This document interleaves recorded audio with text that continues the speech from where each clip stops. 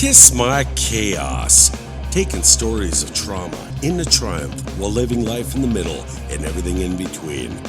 All views are expressed solely of the host, guests, and for entertainment purposes only. You don't like it?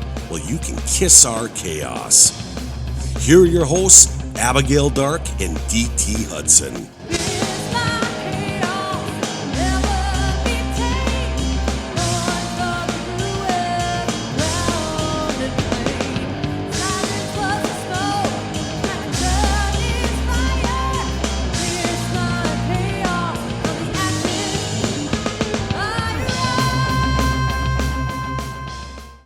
Welcome back to the Kiss My Chaos. See how I enunciated that?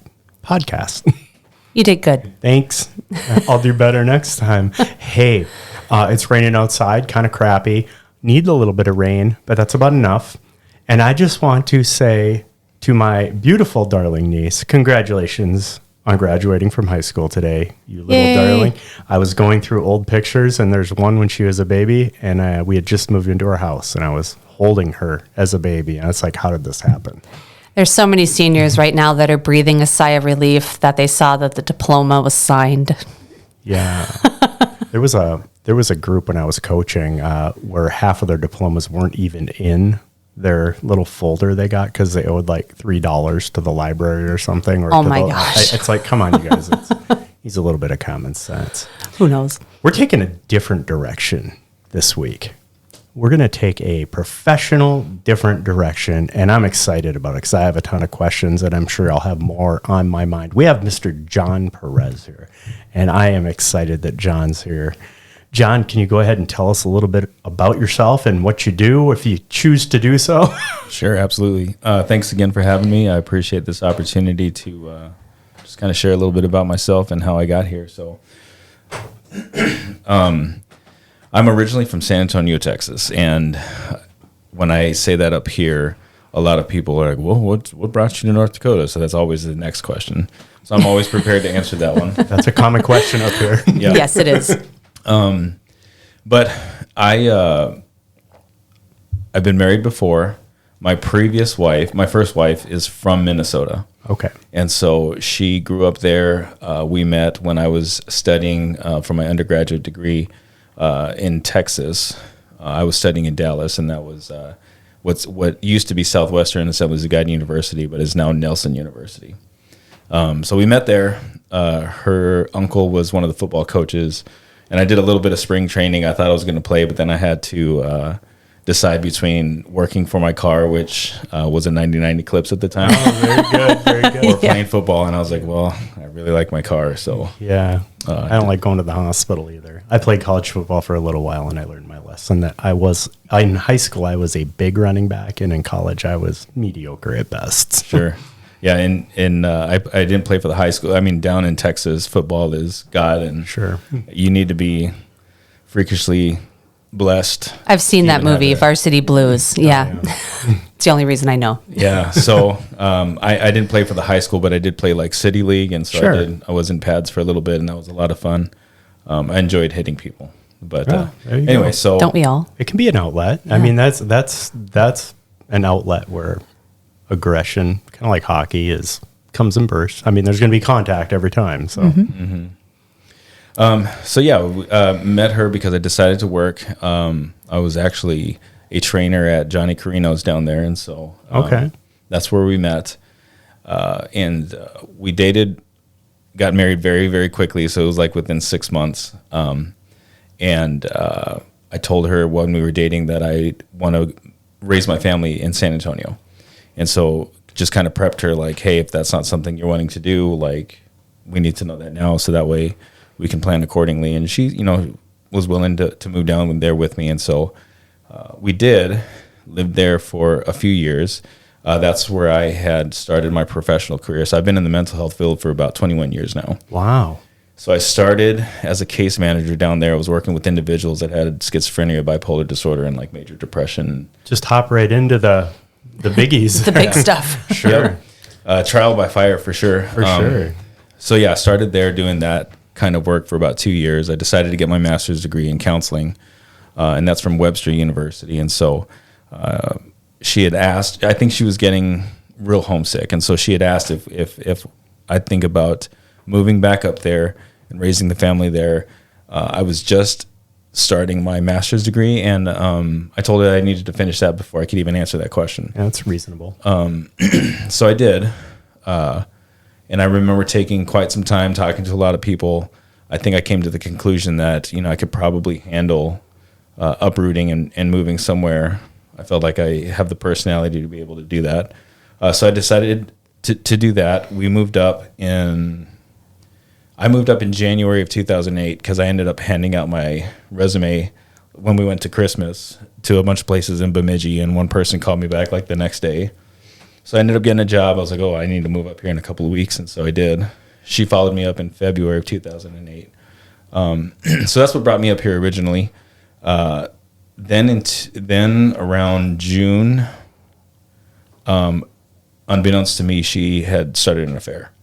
I didn't find out about that until August of 2008. And so when you had moved back, that's Yep. Okay. Yep. So I'd moved up in January, and I drove up with a rear wheel drive vehicle that was not great in the snow. I've never driven in the snow. Oops. It's one of those things you got to invest in up here, is something with 4-wheel drive for sure. I learned that very quickly after like my first accident after losing control. So, moved up here. A few months later, she started an affair, and that kind of spiraled a lot of the story. And so, anyway, long story short, that's what brought me up here. We do have 2 boys together. Okay. So we had a 1-year-old or a little under 1-year-old when we first moved up. And then in July, I found out she was pregnant, but I didn't know she was having an affair with someone. And so when I found out about the affair in August, I asked her, well, what about this kid? Is this mine or the other guy's? And she said she didn't know. And so that's legitimate. Yeah, absolutely. But we ended up finding out he's mine. And so the reason I stayed up here is because of those 2 boys. Sure. So we got 2 kids together, and I was living in a very small town in Minnesota. It was like a town of 100, and most of it was like her friends and family. That's usually the way it goes. That's where Abby and I kind of grew up. Yep, in those areas. And I can imagine after that happening how isolated that probably felt. It was awful. Yeah. I mean, so I moved from San Antonio, which is almost 2 million people, to a town of 100.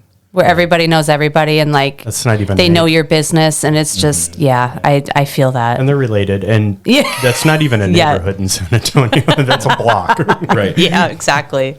Right, and it was hard to be known as so-and-so's ex, the whole time. And after I had found out about the affair, I didn't know where to go. I didn't know what to do. I am so thankful that her dad actually took me in for a little bit. So he was kind of my biggest support at the time. Good. And she ended up moving out. And so that was a hard period of my life because I had nobody. Like all of my family is in Texas. All of my friends were her friends, and all of my family was her family. And then they certainly were like on her side, but they also understood a little bit of my side. And so it was just kind of weird to try to get support from her family. They always say blood's thicker than water. Mm-hmm. So she found, so if I get the timeline right, so you found out in August, and that was before your child was born, right? Right. So how did that look when the child was born? Because I imagine they can't do paternity tests until after the kid is born, right? Is that how that works? I'm not a doctor. I don't know. I don't know either. I haven't ever had the issue, but I can imagine it's incredibly stressful. Yeah.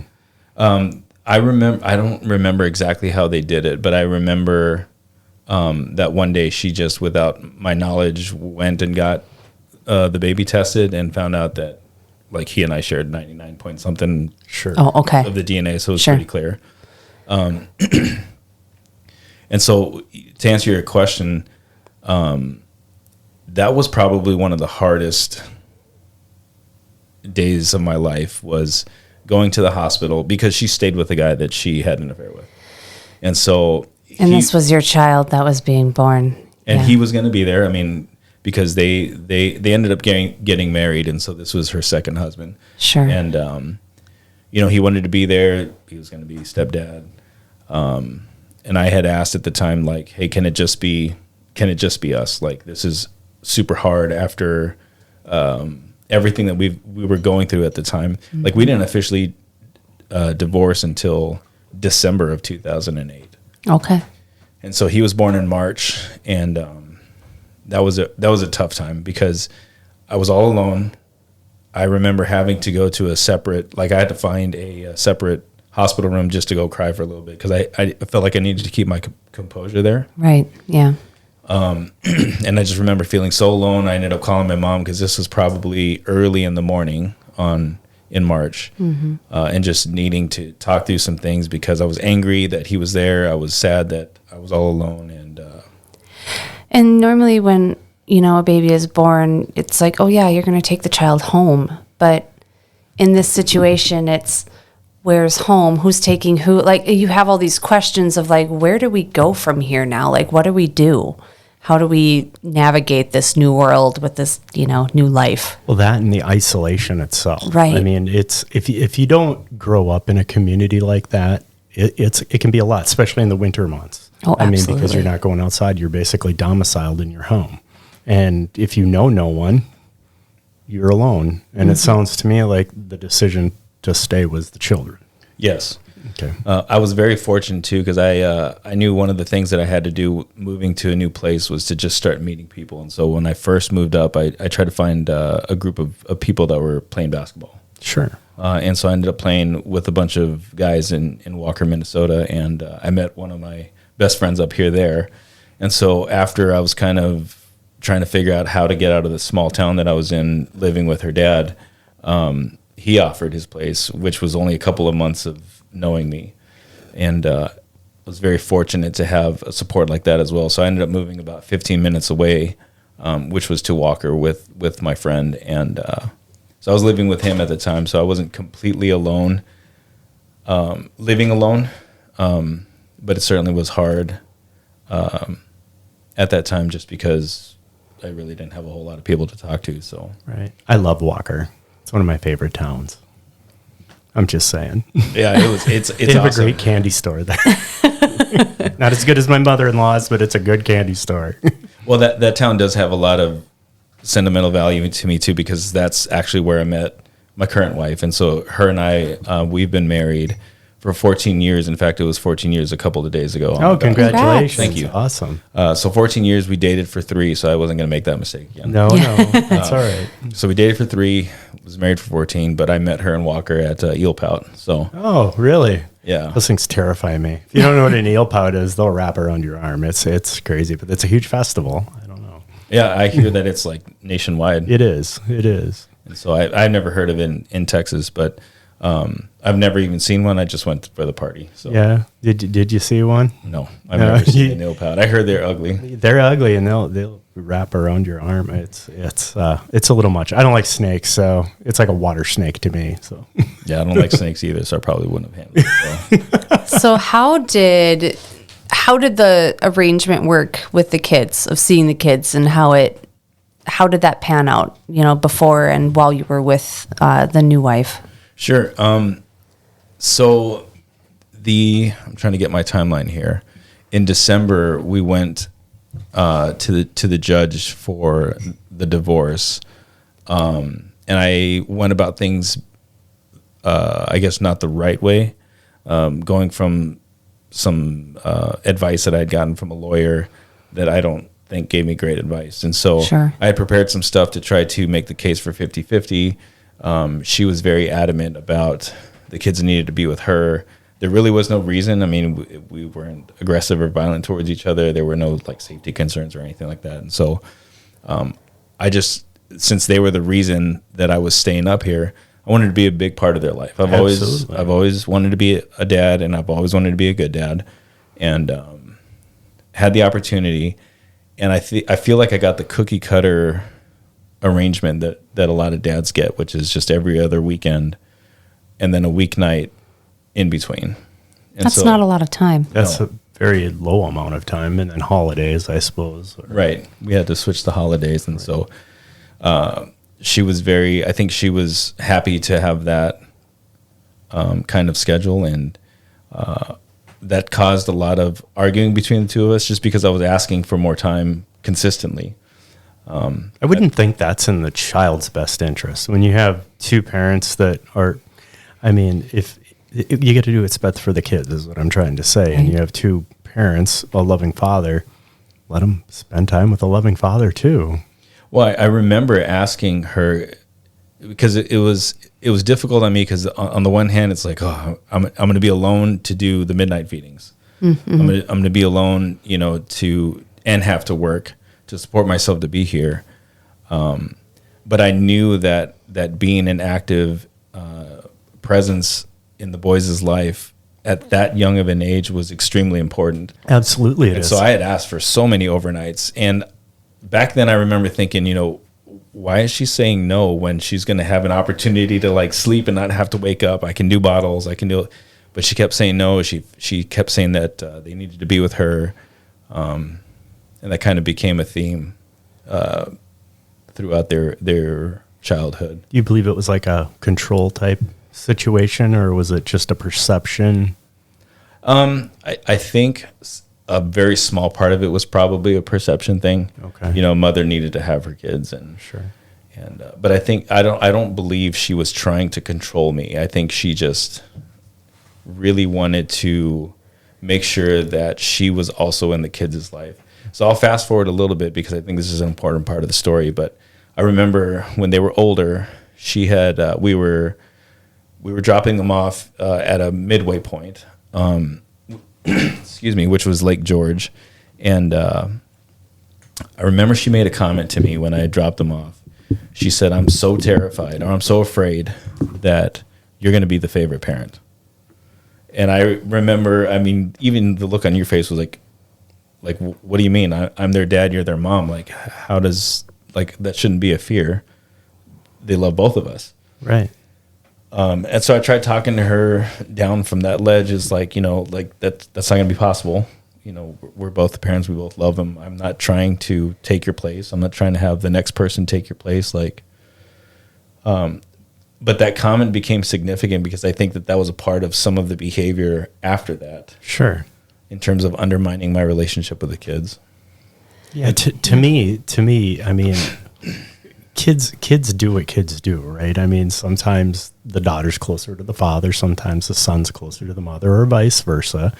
But all in all, you're always going to be dad, and that's always going to be mom. Right. And it sounds to me like you were just trying to maintain that in the situation you're in. I just wanted something equal. It's right? not a competition. No, yeah, I'm glad you said it that way too, because I know that was the feeling that I had, and I think I even told her this isn't a competition. Correct.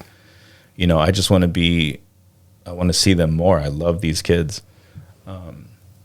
But looking back on it, that was a very insightful comment that she made, because I think to go back to what you had asked, I don't think she was trying to control me or the situation. I think she was legitimately afraid of her kids not liking her or something along those lines.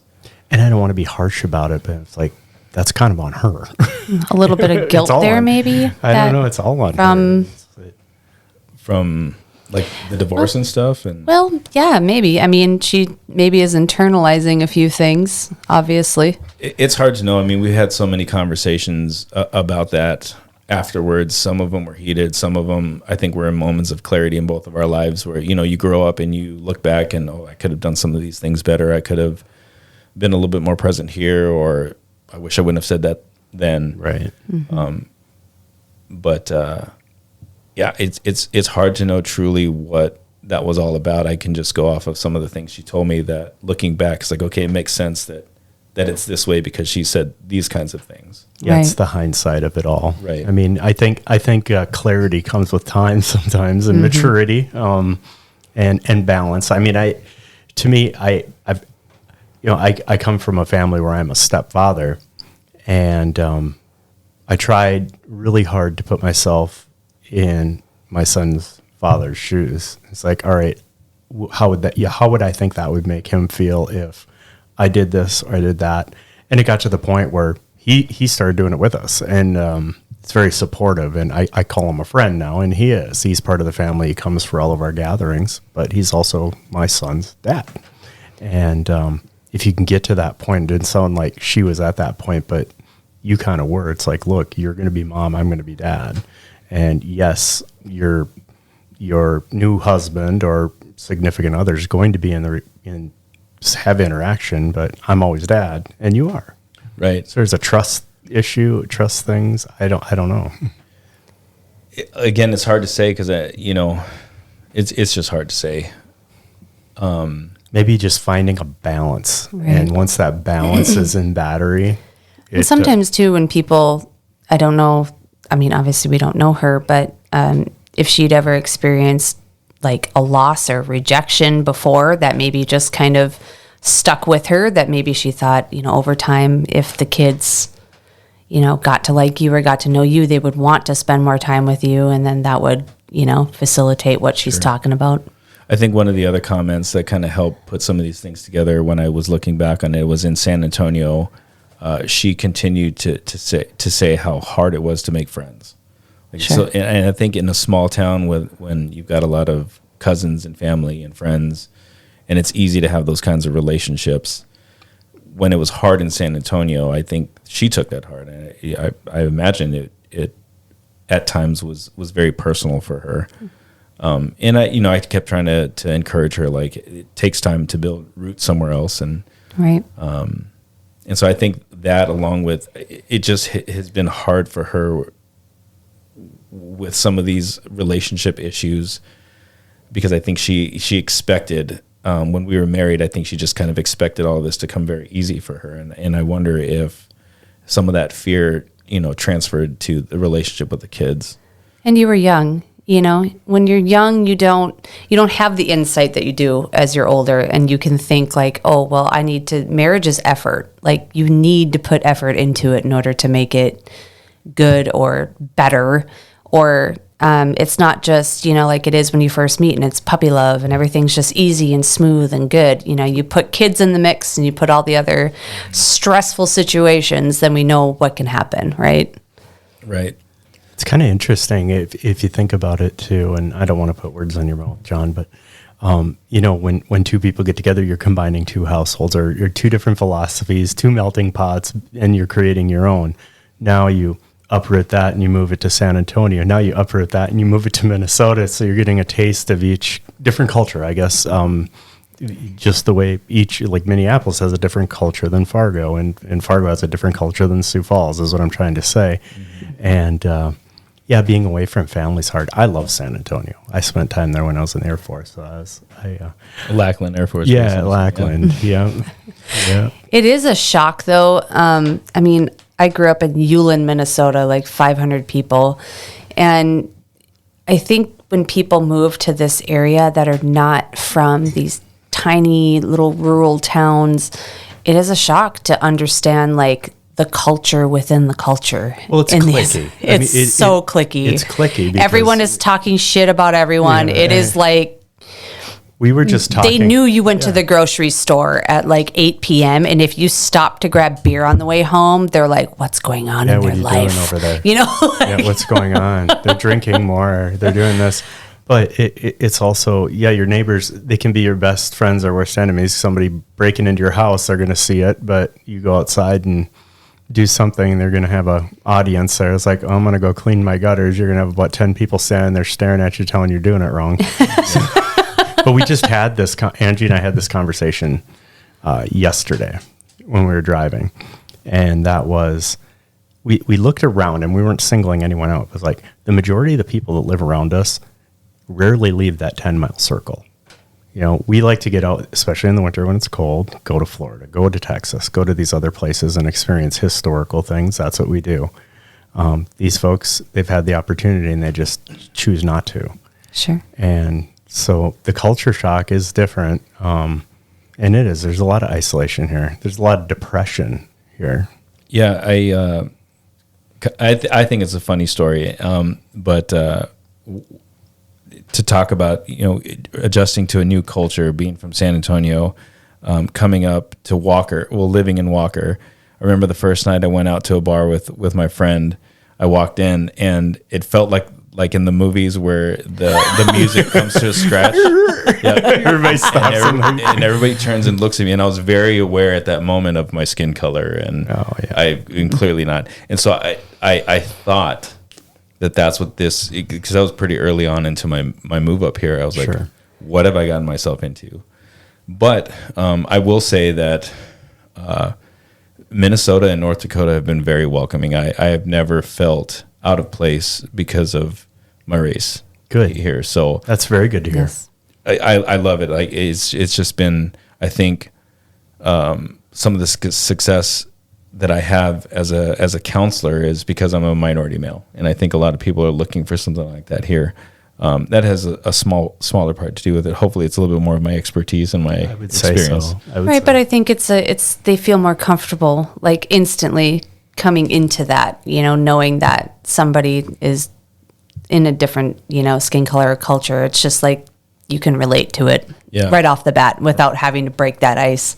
Right, and so I'm so thankful that was a myth that was dispelled.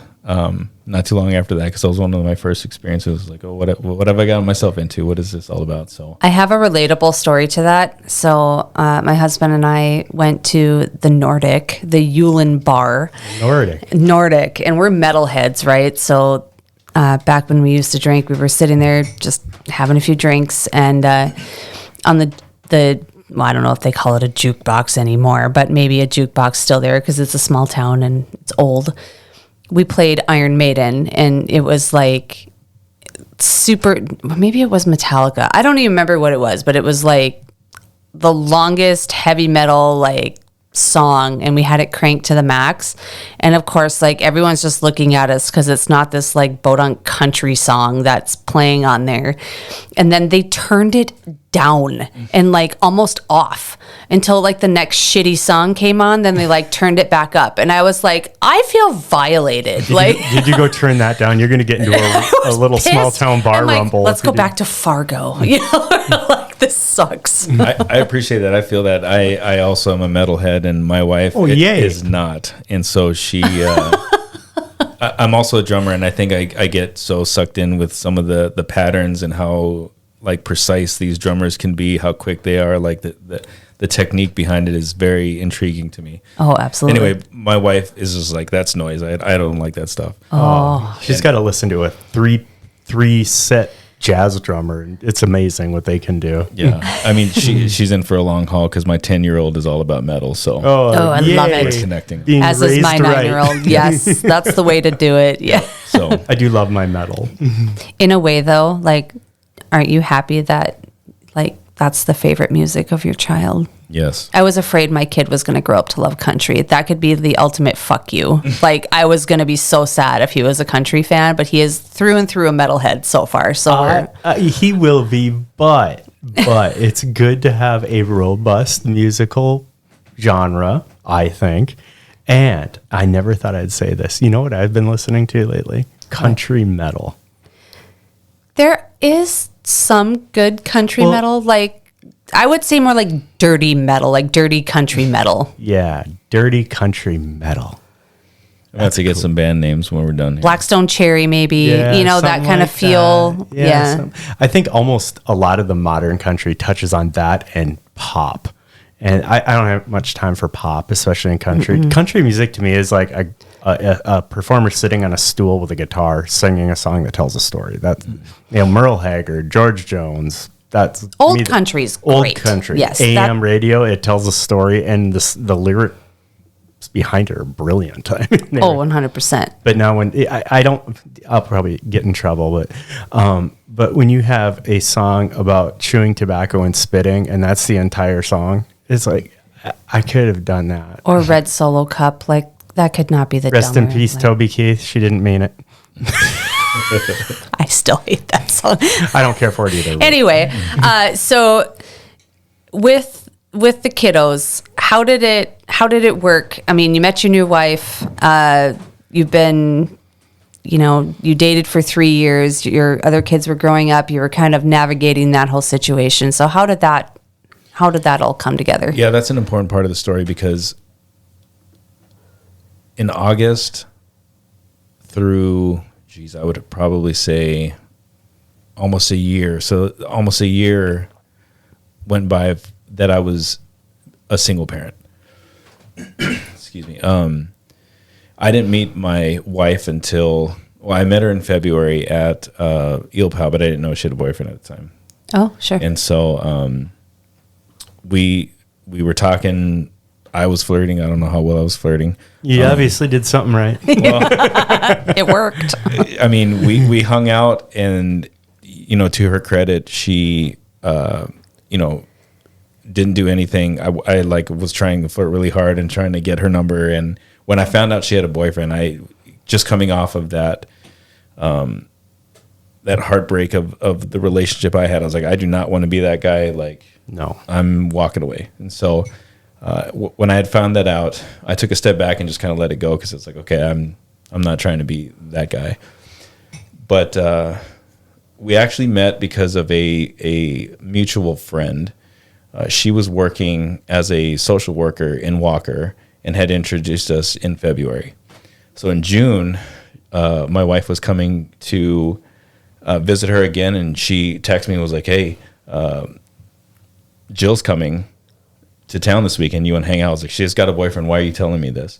Not anymore. I was like, oh, well, can I get her number? And so 4 months. Game 4 months on, to game change on. everything. I was like, I don't know how I'm going to see her. And my parents were in town at the time, so I wasn't going to be able to get out. That's and perfect. meet You them. can meet your parents. That Let's was- move this along. He wants to work slower now, Dan. I mean, come on. The second time was going to be much slower. Yeah, wisely so.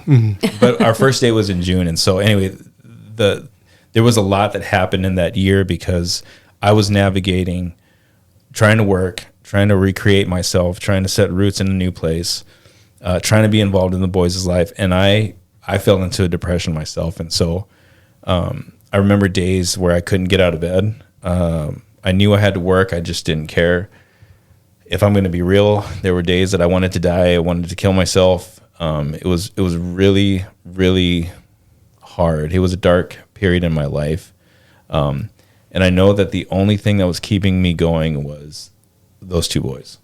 Like every time I had dark thoughts, I kept thinking, okay, you came this far. Why would it end like that? Those two boys are in your life, and you need to do this for them. Absolutely. And so that was one of the things that kept me going. And it was very hard to do all of that alone. And so in June, we were just dating. And because I wanted to take it slow, and for her own reasons, she was going to take the next relationship slow, we really didn't do much with the kids for a while either. So every other weekend, I'd go visit her in Fargo. And the weekend in between when I had the kids, she would, when I didn't have the kids, I'd go see her in Fargo. And when I had the kids, she would come and see me in Walker. And then I eventually moved out to Park Rapids, and that's where it still was too close because I still was being referred to as so-and-so's ex. Yeah. And I was like, man, how do I get away with Yeah, from it's this? only like 25 miles. Yeah. Which, I mean, I learned like that's still very close. Once you get a label in a small town, it just doesn't end. Yeah, it's not horse and buggies up here. It's Yeah. it's Ford Raptors and big diesel pickups. So Yep. it's 25 miles is nothing. Right.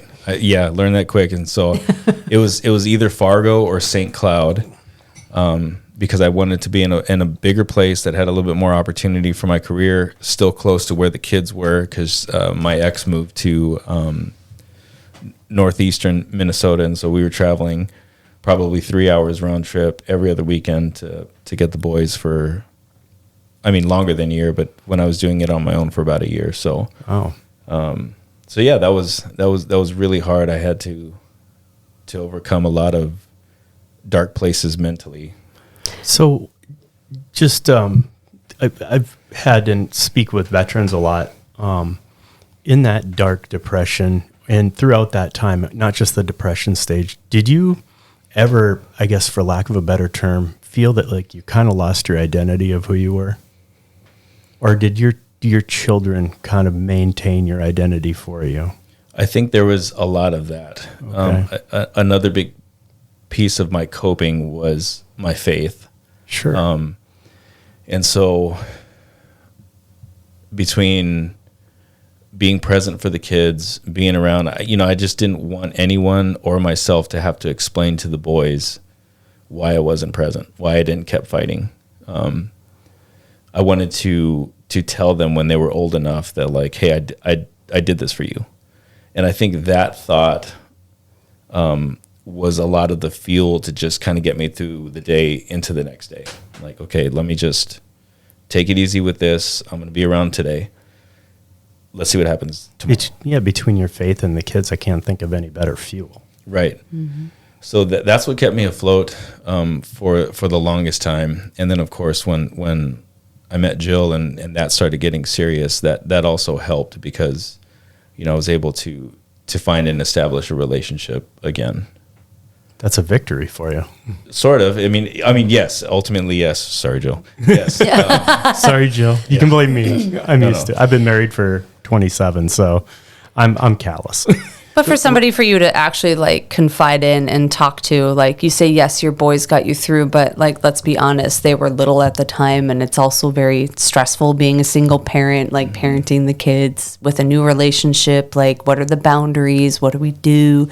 It can be hard to navigate. So when it gets to be more serious, it's nice because then you have that person you can be close to and confide in. But then in the back of your mind, I'm sure there's always that like, you got some backup. You got some backup that you can trust in love. Right. And right. You can feel love again, right? Right.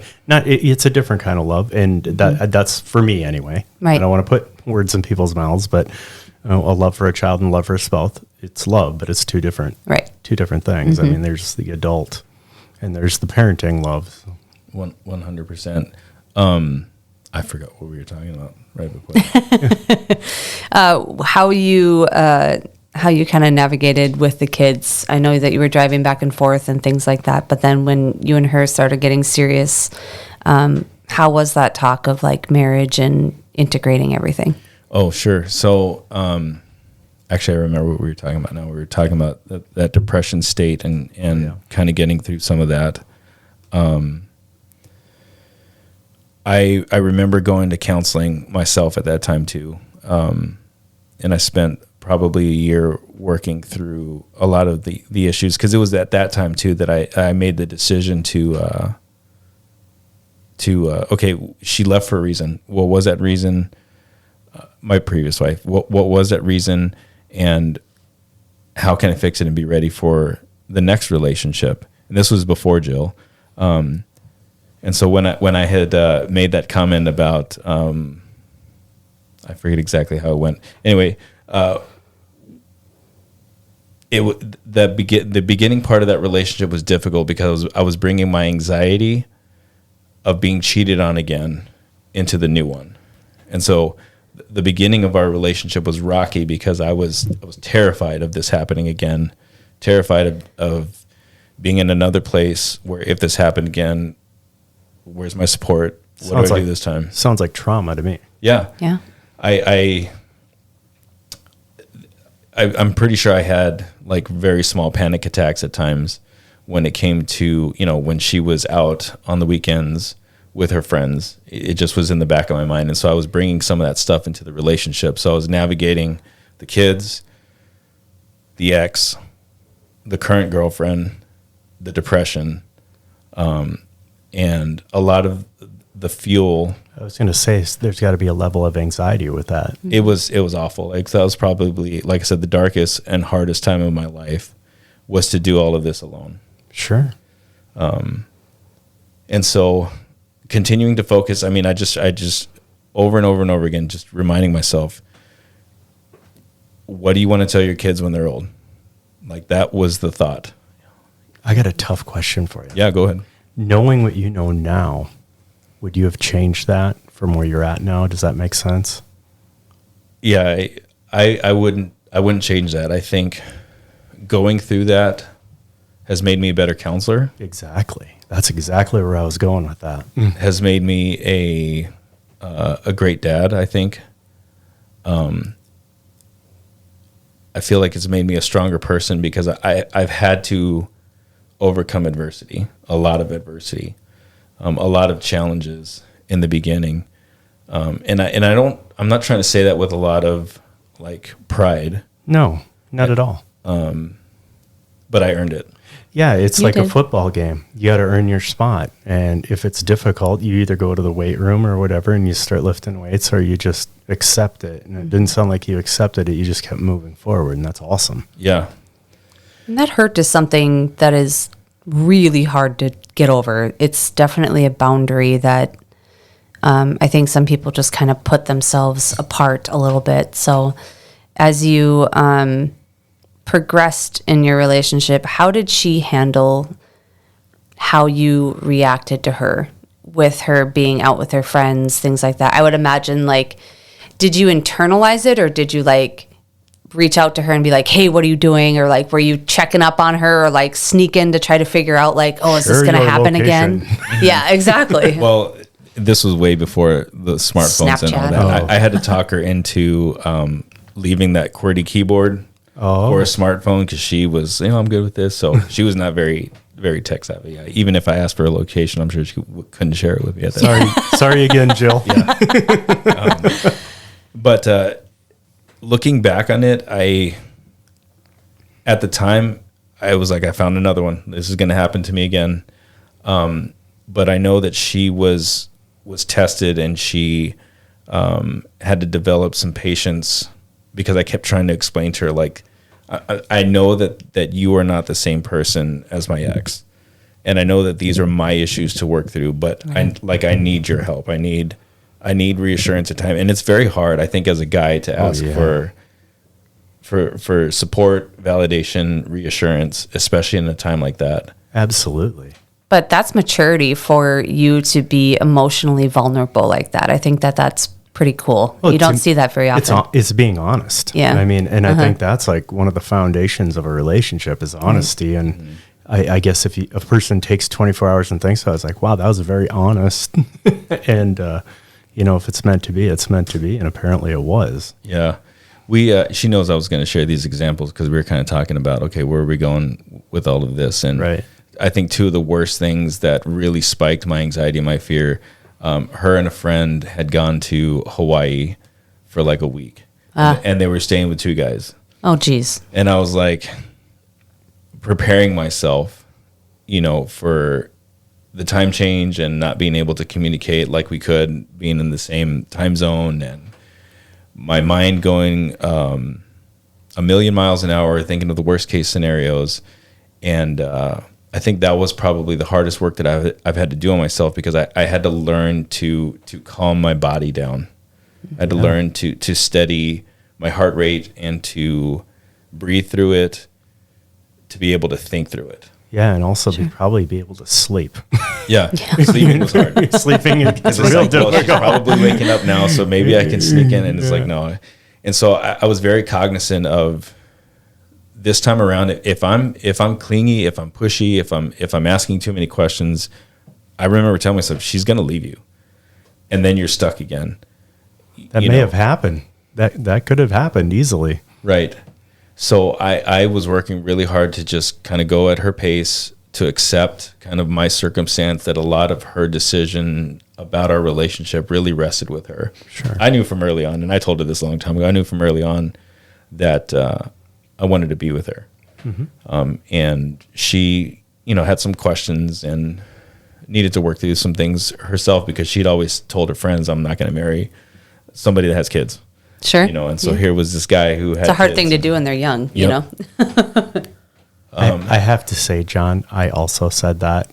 And then I went and married the best woman with a child, and best decision I ever made. So crazy how life comes full circle, and what true love can do. Because that just to me means, man, maybe I haven't experienced it yet. And when you find it, it's like, you know what, this is actually a blessing. Yeah. I feel that I can resonate with that for sure, because we certainly had to work quite a bit on our relationship through the years. I mean, there are other trials that I'm sure we'll talk about here in a little bit, but yeah, that's how I navigated that, was when I wasn't panicking and freaking out. I was talking to myself through these issues. You got to go slow. You can't rush this. You don't want to rush this. I mean, there was just a lot of things that I was juggling mentally at that time. And she obviously accepted, I like to say accepted our crazy because she agreed to marry you. Mm-hmm. And yeah, so 3 years later, we got engaged and married. And we had a decent relationship with my ex. I mean, we were getting along as best as we could. We were still bickering about, which I think is natural, bickering about the schedule and communication. There was one point where I was trying to make the case to her that, like, hey, the kids should go to school here because we've got a better school system. And just, I really researched it, laid out a case as to why I thought that might be helpful. And she was not about all that. So we had our arguments, our disagreements, and our bickering. She decided to move to Fargo to be closer. And so that's when things got a little better. You know, we were able to sit at sports games together and activities together and talk through some things. And so I think that first period was getting through my anxiety, my depression stuff, how I had to cope with that. That was kind of the first hurdle. Right. The second hurdle was having to juggle all that stuff. I mean, because we were fighting a little bit later about the schedule again because I still wanted more time with them. I didn't go half and half until years later, and she was very reluctant about that too. And so trying to blend families, trying to juggle schedules. Jill and I, we have 2 boys together, so I have a total of 4 boys. And our 2 kids came from fertility treatments. Okay. Which we all know is it can be very traumatizing. I have a friend who went through that, and it doesn't always work the way that you hope. And, you know, there's a lot of hope that goes through all of that, where I would imagine in your relationship, the last one was like, well, it was so easy to have kids. Why is it so hard now? Like, why, you know, I finally found what I wanted, and now it just didn't work. Tell us how that whole thing came to be. Yeah, that's right on. I was fortunate to be working for the state at the time. So I was working at Southeast, and our insurance, I didn't even know, happened to have a really good coverage for that. And so we were able to use that and start the process. But the first pregnancy ended up in a miscarriage, and that was really difficult. That was probably, again, that's the next biggest hurdle, because that could have ended our relationship. We were just coping differently at the time. There was uncertainty about our future. We probably hated each other for a little bit. And we ended up going to couples counseling to try to help us navigate some stuff. We ended up bonding over that first couples counseling session, though, because we both walked in and the counselor was saying some really weird things, and we were just kind of like, I think we're good. And so we walked out, and in the car we were like, what did you think? What did you think? Well, that was weird. Oh, okay, me too. And so that kind of got us laughing together for the first time in a while. So it worked. Yeah. Maybe What's it like being a counselor going to a counselor? I don't know. I think it might be more common than you may think. Oh, That's I could actually going to be imagine, one yeah. of my questions coming up later. It's weird, because on the one hand, like I'm trying to get out of my head, like I think I know what you're doing. Yeah. You know, but over the years, I've realized that it's not necessarily about the technique; it's about the relationship you have with your counselor, and letting the relationship do a lot of the healing. And so,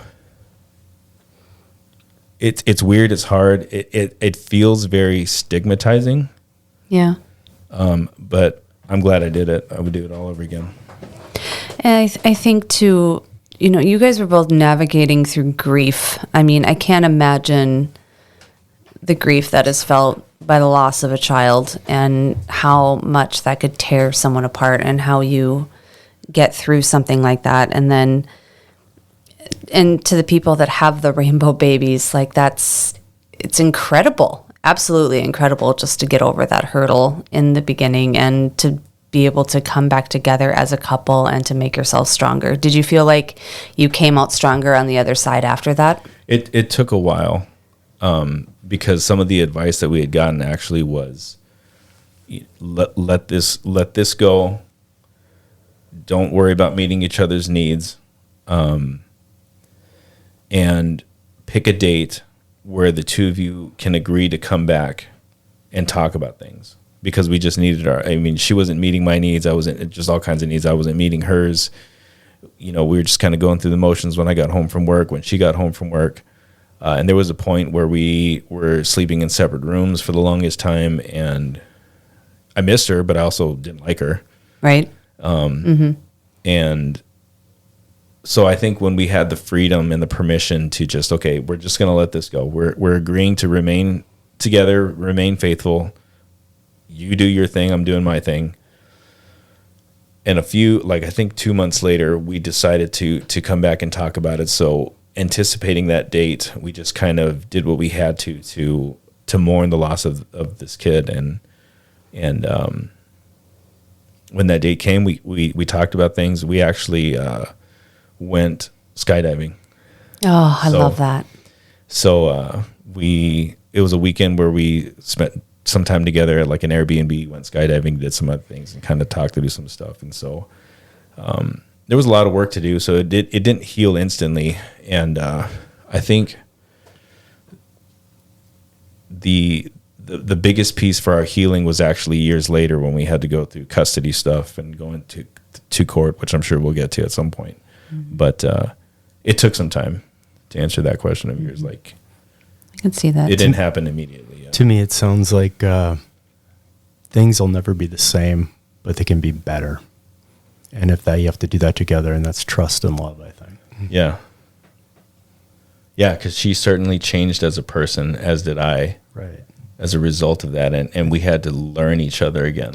I think it would be inhuman to not have an experience like that change you in some way. Right.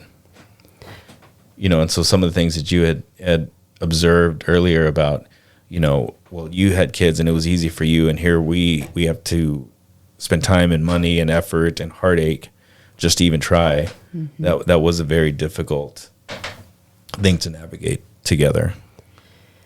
So when you got pregnant with your children, did you have to go through in vitro again? Yes. Okay. How did that go? That was, she is so much better of a historian about that than I am. But those were hard too, because I just remember a part of the process was we had to do like nightly shots. I was gonna say, she remembers the shots for sure. Yeah, I remember them too, because the needles were huge. Ugh. They weren't like take your blood out for labs needles. They were these giant needles, and I just remember being like, "Sorry, honey," Yeah. But we'd have to do that every night, and she was a trooper about it. There were periods where her mood was just all over the place.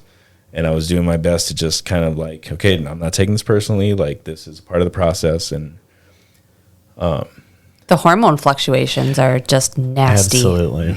Nasty. Absolutely. Uh-huh. And when they hit the peri stage, it starts all over again.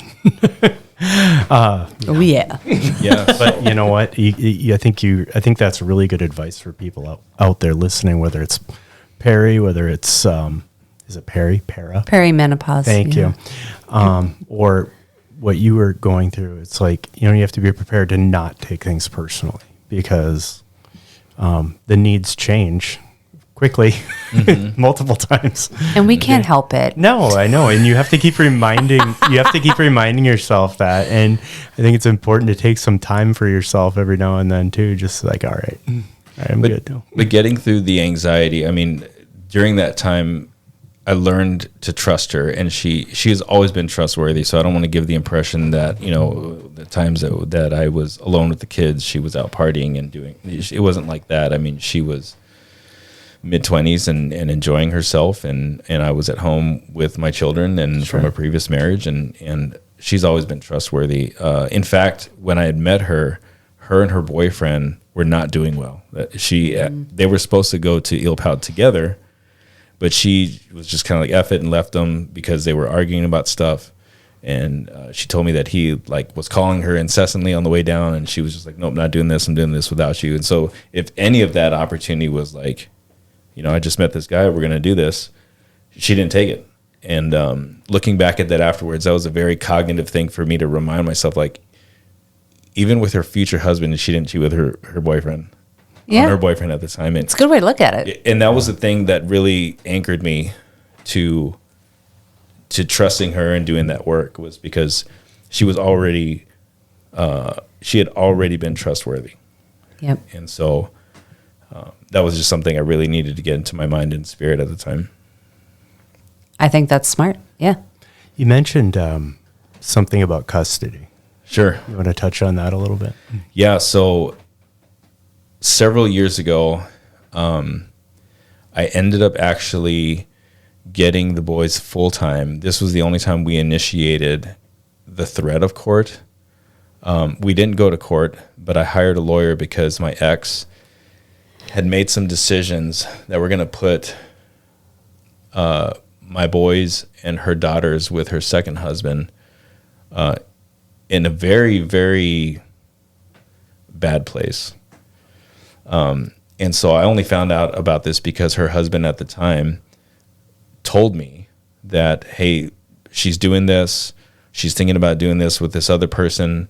You need to know this because I'm trying to get the kids. And I'm like, oh, well, that's really terrifying.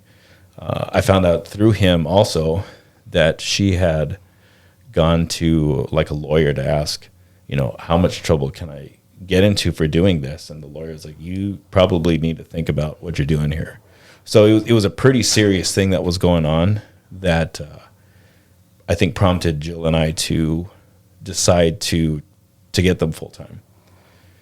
And so I told her that I was going to hire a lawyer, that I was going to go to court if I needed to, but that she should make the decision and just let me have them until she gets her life straight again. And she reluctantly did, so she signed something then, and I had the boys full time. And so it was in that time that she had ended that relationship, but then found her current husband. And so I think this newer relationship was a little bit more, what's the word I want to use here? Approving of conflict. And so she was trying to negotiate for time back. And I was like, look, you're still in this pattern of these new relationships. Let's just see what happens with this one, right? Let's let you kind of figure out where you're going to be. You set roots as well. And then we can explore 50-50 again when I know that this guy's going to be somewhat in your life. I never said no. I've always believed that my kids need their mom. Sure. And so it was never my intention to take them from her.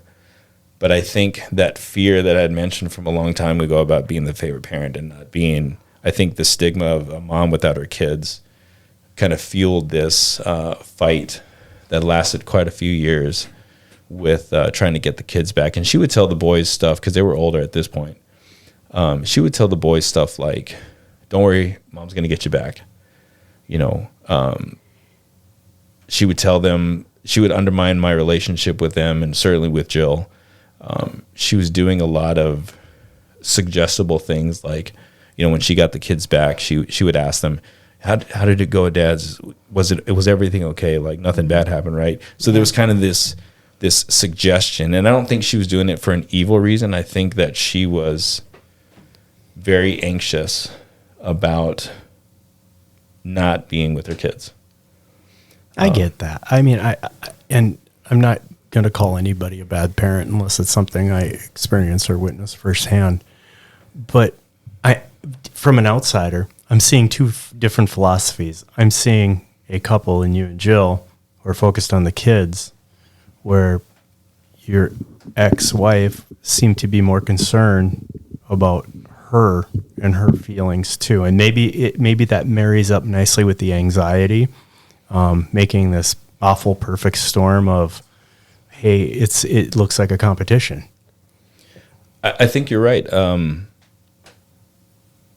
the way you described it is kind of my experience of her when we were married. And then after that was, she listened to her heart quite a bit. Another thing that happened right after I found out that she was having an affair and left me, she had invited me to her grandfather's place. This is back in that town of 100. And she told me after the fact that she remembers praying about it and like, God, if this is meant to be, let me feel it. And she said that when I walked in, none of this was known to me. When I walked in, she was expecting to feel this surge of joy and happiness, and I want to make this work. And she's like, I didn't feel anything. And in my head, I'm like, of course you didn't. Like, you didn't like our relationship. We had a lot of contention about how it ended. I can't imagine you'd have these magical feelings all of a sudden seeing me after several weeks. Yeah, what was done to fix it, Right. Right. So it's I could give a lot of examples on why I think she listened to her heart, which isn't, I don't fault her for that. But it was hard for her to, I think, rationalize with her heart on a lot of these issues, which put us in a position to try to navigate the difficulty with the feelings. How was I going to put that? Being a counselor, I would imagine it's, it came in handy, I suppose, with your kids, because I would imagine that this whole situation was probably a little traumatic for them, being, toted back and forth, and then now full custody with dad, and then getting the questions from mom. How did the kids do? The kids, you're right, they did take it hard. And it's hard to speak to that because some of the behavior was she would actively tell them not to tell me things. Mm-hmm. And so I think this culture was created, and this is just speculation on my part. This culture was created between the three of them for sure that we don't tell dad things. Sure. There was, I've overheard her saying that to the boys. I've read that, and we're talking about some serious, like one of my kids was accused of something very serious at one point. This was a few years ago. And she didn't want me to know. And I don't understand why another parent, I should say, shouldn't know something as serious like that. She actively told the kids, don't tell your dad any of this. And so I think this culture was created where I was left in the dark intentionally on a lot of things. Like this was evident with doctor's visits, with school. I don't know how many, not performance plans. What am I thinking? Like IEPs and stuff for school that I was left out of. I wasn't even told that there was a meeting. And so I had to call on my own to try to even be a part of planning with the kids for school and stuff like that. And so I think this culture was created where dad's kind of an outsider, and it's the three of us against the world. And so when we were navigating the court stuff, the kids were very guarded. And I think she was telling them some stuff because they were repeating some things that were in affidavits. In fact, she even got one of my kids to write an affidavit in one of the custody things, 2 or 3 in. So it was very difficult to know what was actually happening. Right. She wanted to be the hero. She wanted to be the liked parent. I think so. That has a reverse effect in time. Yeah. The coaching and whatnot, because if that's not what a child believes in their heart, it'll come out. Mm-hmm. And they don't forget. Well, they may not remember everything, but they don't forget because they have their own mind that's developing. Mm-hmm.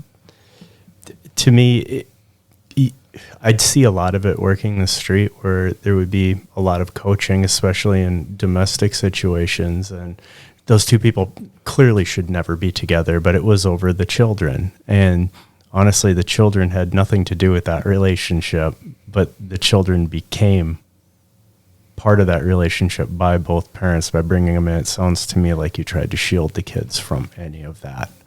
Whereas on the other side, I'm not going to go as far to say they were a tool, but it was more convenience. And it's like, hey, I need you here. And then as a child, if my parents like, I need you, you're all I have, I'm going to feel guilty. And I was like, oh, I need to protect my mom, or I need to protect my dad. Very selfish. Yeah, I mean, there was some of that there. Like to that point, there was a time years before all that where this is just another example to kind of strengthen this speculation that, you know, she was creating this culture. I think that's the best way that I can put it. And I don't think that she was intentionally trying to destroy my relationship with my kids. I think she was trying to strengthen her relationship with the kids. I understand that. I see that. And so there was a time when some distant relative had passed away, and she's like, I need the kids to come with me. And I was like, why? They don't even know this person, you know? And she's like, well, and she explicitly said, well, I need them for me. And I'm like, don't put our kids in a position like that. And they were young. They weren't like teenagers where it might have been a little bit more understandable. You know, I'll just take them for the weekend. We'll switch weekends. You know, don't put them in a weird situation like this. Like, use your husband or use other family members to kind of cope with this. And she even admitted after the fact, this was months later, that, yeah, I probably shouldn't have done that. So, I mean, there's little examples along the way that give me this idea that she was accidentally undermining my relationship with the kids to set herself up as the favorite parent. I mean, that's just kind of what the playbook was from the very beginning, I think. So. Sounds like the definition of selfish to me. Yeah. Whether it's intentional or not, it's Sure. it's a selfish act. It's almost, well, I'll leave the terminology to. I have my own vocabulary sometimes. Yeah. Well, I think so many people can relate to your story. You know, divorce is so prevalent out there now. It's every story is unique. Every divorce is unique. You know, how it all plays out and how the kids come out of it. And, you know, some I've seen are healthy, you know, like it was best for them to split. And then, you know, the kids come out really great on the other side. But then you have situations like you're talking about where you don't know. They're not a bad person, but at the same time, it can still be kind of damaging, you know, all around. Yeah.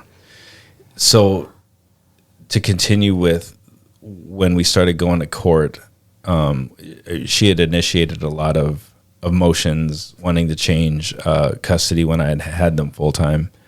And that got really ugly because there was things in these affidavits that were not true, demonstrably not true. Like we had, in some of our responses, we had all this evidence as to why what she was saying was inaccurate.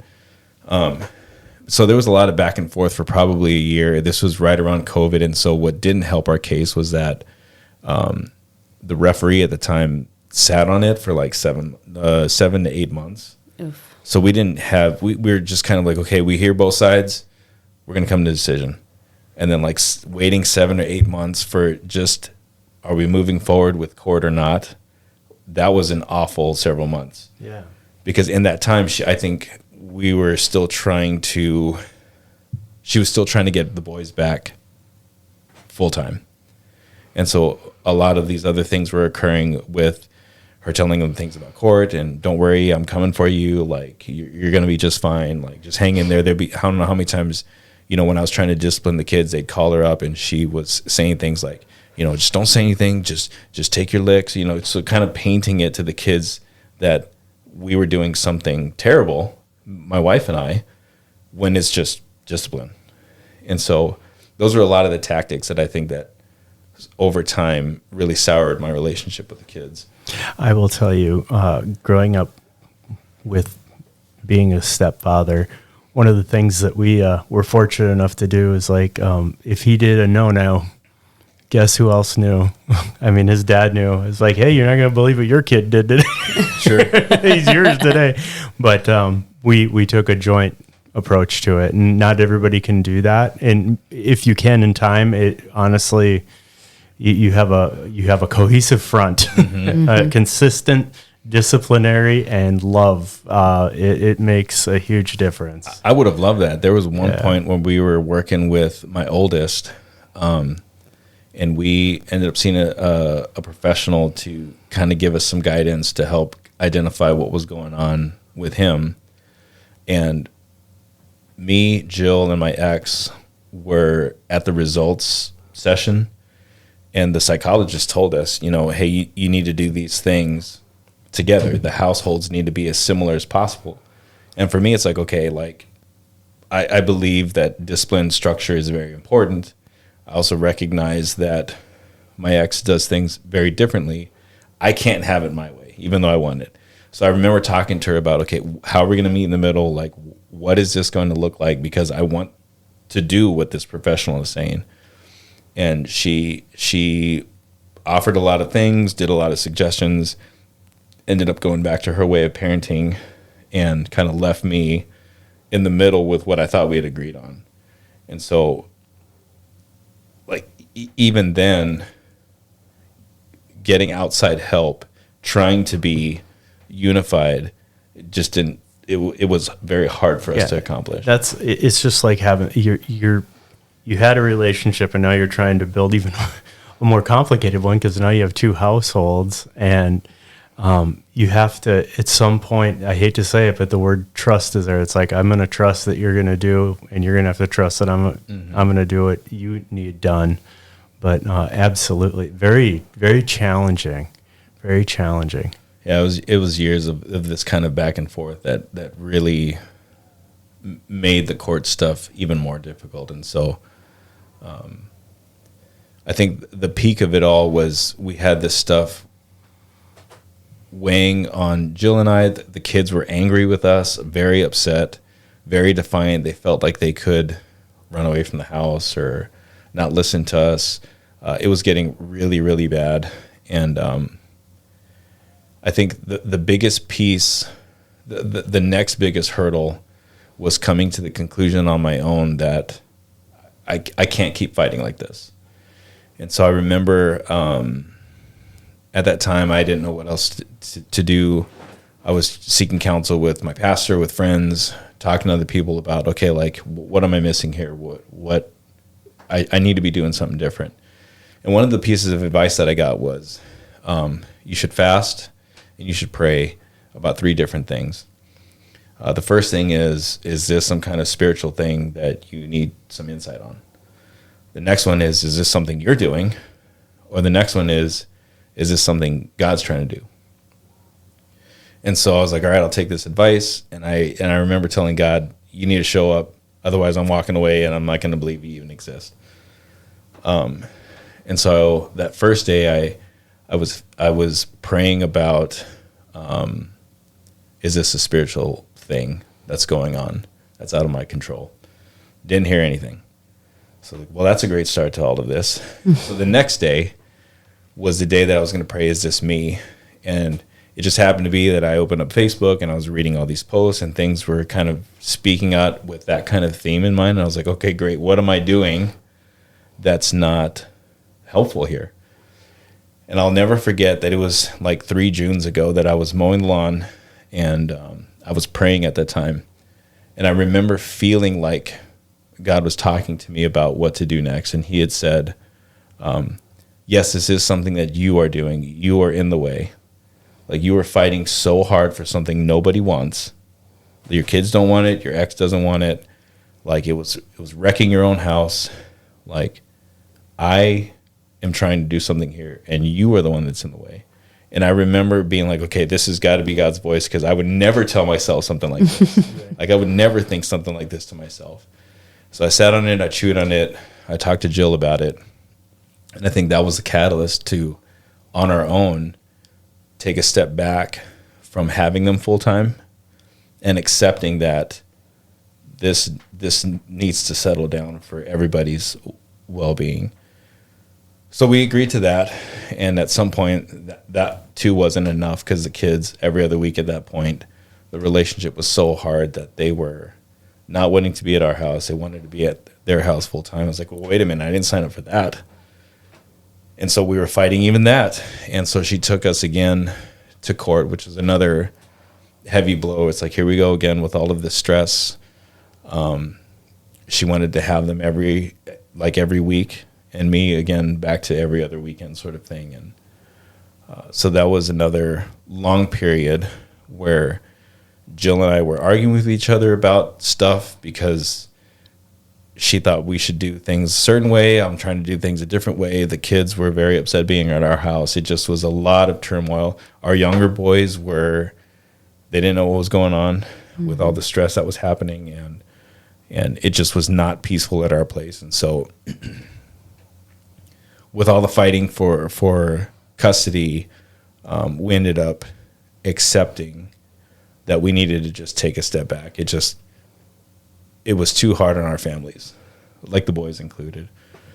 And so I think the last piece here that I wanted to talk about in terms of kind of how stressful this was over years of back and forth was this approach for me to accept that I was the villain in her story, which was a very, very difficult thing to do at the time, because I had to admit to myself, she's never going to listen to me. She's never going to understand the points I'm trying to make because I'm the bad guy in her story.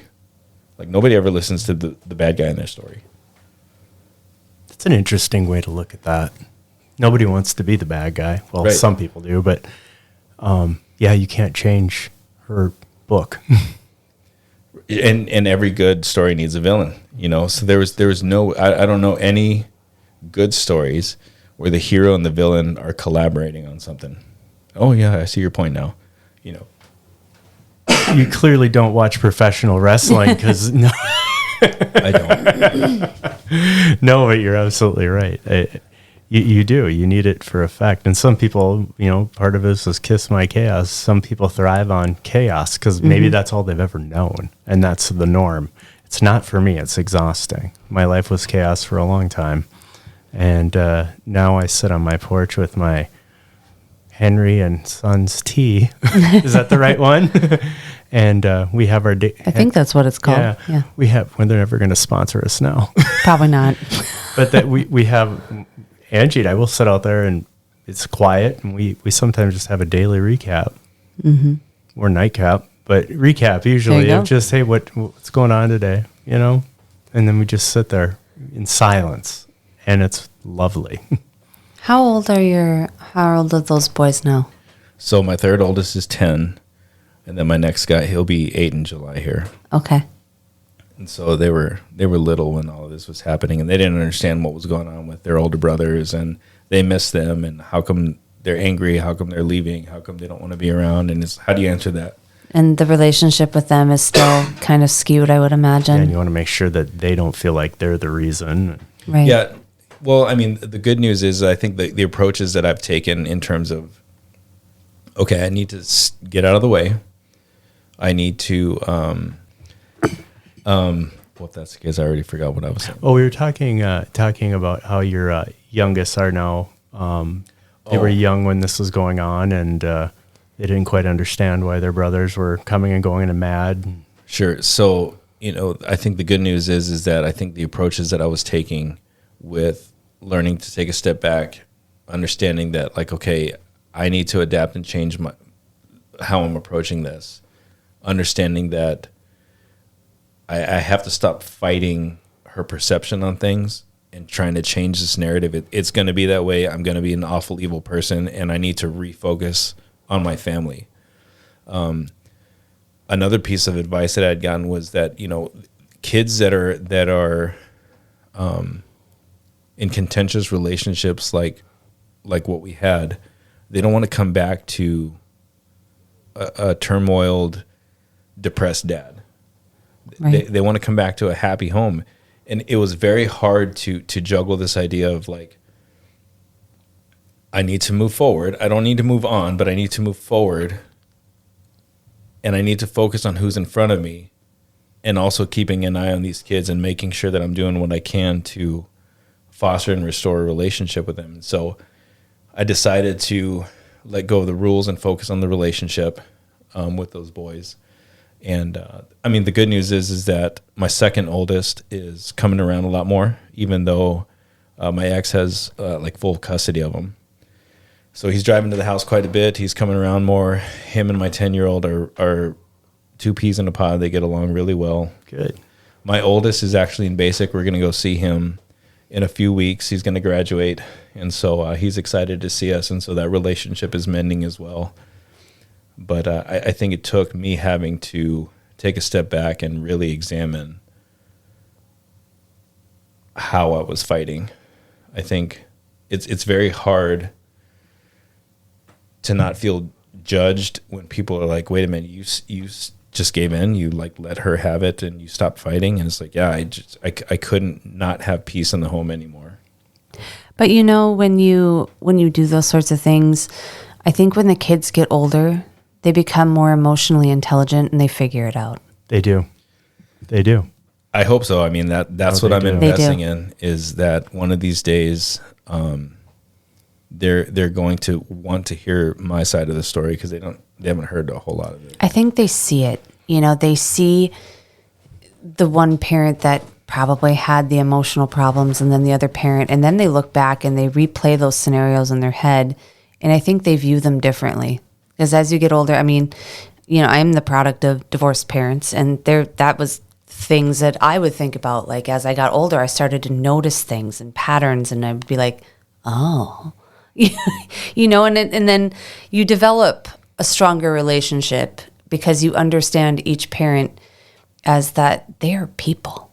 We're all just people. And sometimes we make mistakes, and sometimes we don't always do things where we make decisions and we do things at the time with the emotional intelligence that we're given at the time. And I think as they get older, they figure it out. Yeah. Just because you're the bad guy in somebody's book doesn't mean you're the bad guy in everybody's book. Yeah, Right. and it's funny you say that, because I one of my favorite blogs is actually called The Villain, because it's kind of showcasing that acceptance piece of okay, I need to acknowledge the reality that I'm not even a likable character in her story. I am the bad guy that she is fighting and will never stop fighting, you know, and that's not a comfortable place to be. And so, you know, when you said you're not a villain in everybody's story, like that was another piece for me that was very important to continue to remind myself as I was trying to accept this, is that like this is just in her book. Right. I need to be a likable character in my kids' book. And so we ask every person that's on this podcast, if you could give other people one piece of advice, what would it be?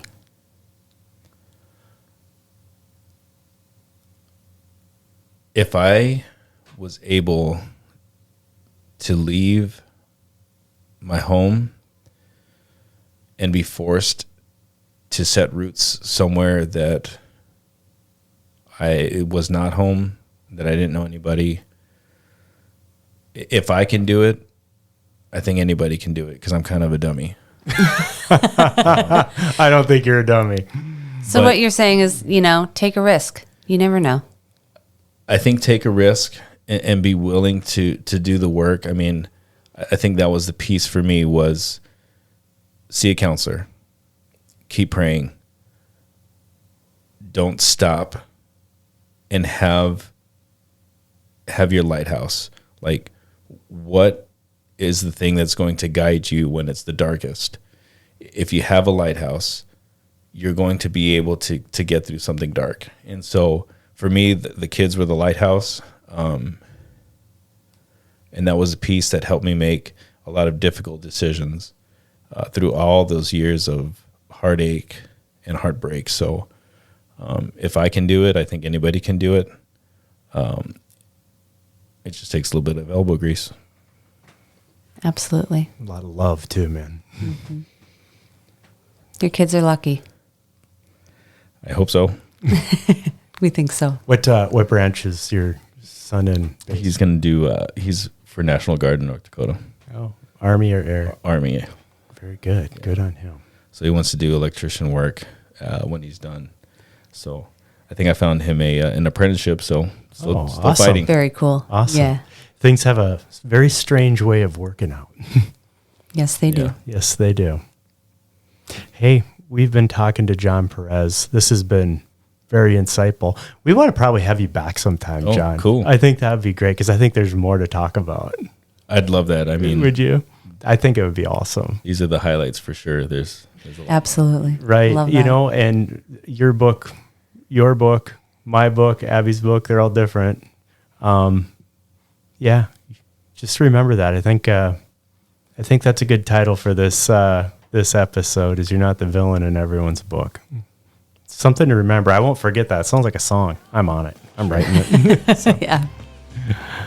All right, everybody. Until next time, we'll see ya. Bye. Thanks again. You've been listening to the Kiss My Chaos podcast. Stay tuned for our next episode while we speak with some of the most intriguing people about their journey from trauma to triumph. If you find yourself in mental crisis, please seek professional medical help immediately.